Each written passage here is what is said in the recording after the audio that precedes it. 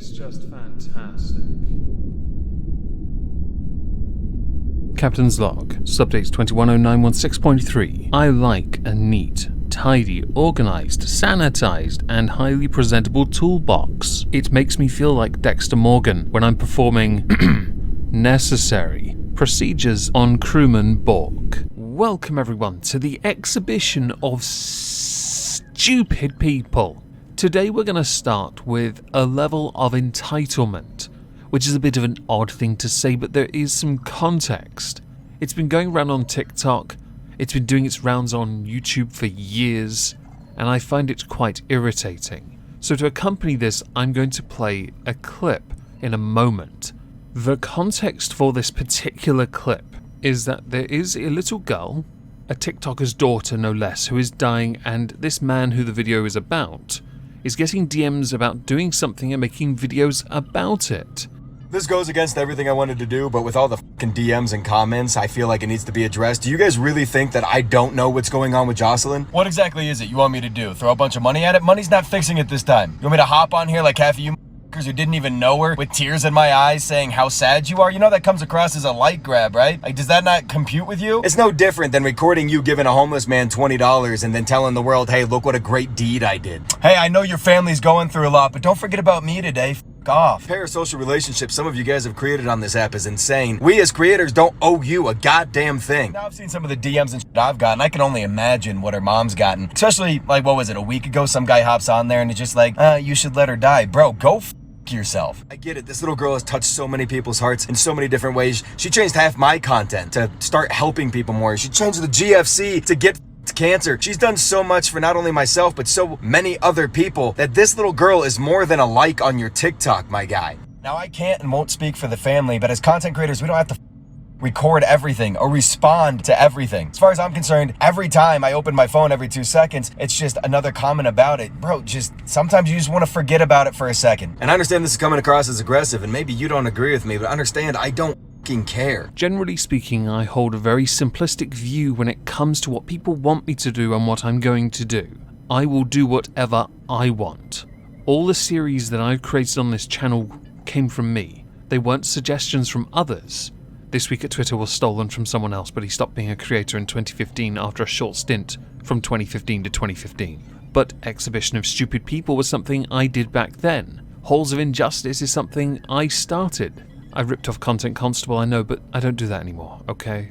Don't try me. I know someone's going to. Stop being a dick. The point, though, is that if someone asks me or actively encourages me or tells me over and over and over and over and over and over and over again to make a video on a topic that they want me to make a video on the topic of, unless you are a patron that has made a paid request for me to cover something, which invariably always ends up tanking on my channel, because it's always something uplifting and no one cares about it, I am not going to make a video on that subject. I can choose the subjects I make videos on. That applies to anyone. I don't care if the claimed communities you think stand up for you aren't talking about the subjects you want them to talk about. I will talk about whatever I want to talk about. For the most part, it has to be something I find interesting, or I'm genuinely going to ignore it. And if it's enough people telling me to do it, I'll avoid it like the plague, or the coof, for the current year crop of fraidy cats. Next, we're going to talk about something I saw on Twitter that led to a rather interesting article concerning a crazy lady, who, if anything, has solved one of the best problems known to man, seat up or seat down. This problem resolves itself, really, concerning a lingerie model called Cris Galera from Brazil, who is a self-made Instagram influencer or social media influencer living in Sao Paulo. She recently, no doubt to help with taxes, decided to get married because she's had issues over the years finding a suitable man. They just treat her like a piece of meat. I'm not saying I can't imagine why, I'm just understanding here that perhaps some of them are a little bit either insecure or from time to time like to mix it up with something that might be perhaps made of something that's organic. So to solve her issue with marriage, Cris Galera had a special day. A really special day. She did her own makeup, hair, and everyone was watching because Cris Galera married herself. So for this solo ceremony, sporting a white dress, flaunting her best features, even tossing the floral arrangement in celebration. Chris Galera has revived a trend called sologamy.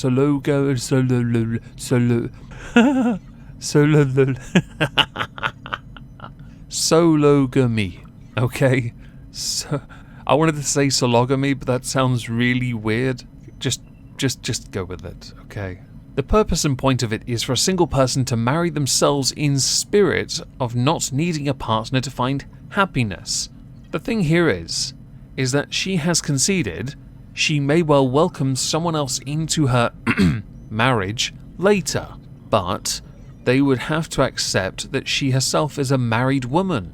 But she does have needs, so it's understandable. Can anyone else see or perhaps smell through the screen the crazy? Next, Undoomed. When your girlfriend has an end-user license agreement and terms of service. Sounds like YouTube. But there's context here, and for this we go to Annie Wright.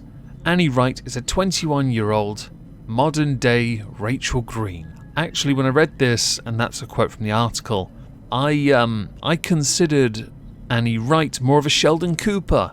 After having a number of toxic relationships and them not going to plan, she decided that her next relationship had to work. So with Michael Head, she did everything, and originally made a joke. This is where I think it's more Sheldon Cooper and less like Rachel Green, because the joke was a relationship agreement, which he agreed to after 2 weeks of dating. 2 weeks. Well, isn't this just fantastic? Within this 17-page document, yeah, they actually did this. Annie Wright outlined all of her expectations for the relationship, which asked, for example, for no silent treatment, for Michael to pay for date nights, and to not isolate her from her loved ones, with them printing out the terms and conditions, sat on either side of the bed, read them out loud, and signed it, along with a romantic gesture once every 2 weeks, so eating out, I'm sure. While it's not my place to judge another person's relationship, being so bold as to take this to the news as if it's some kind of big thing, knowing that you're going to be mocked for being Sheldon Cooper, is to me quite funny. And the only good thing I saw in this entire article was the doggo. Everything else reeked of a crazy. I'm starting to sense a theme and pattern in this video already. But don't worry, the fourth subject, the final one, the main event, will totally save us. Right? So you know how people like Alexandria Ocasio-Cortez has been talking about taxing the rich, right? Like this. I see no issue with it. It's quite a striking number. She looks like a praying mantis, but whatever. Well, I'm starting to get the feeling that she has a point. And there's a reason I say that.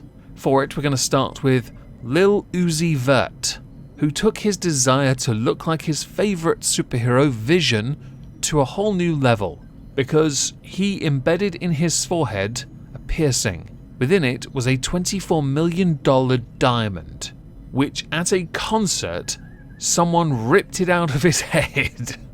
This all happened at the Rolling Loud Festival, where he jumped into the crowd and they pulled it out.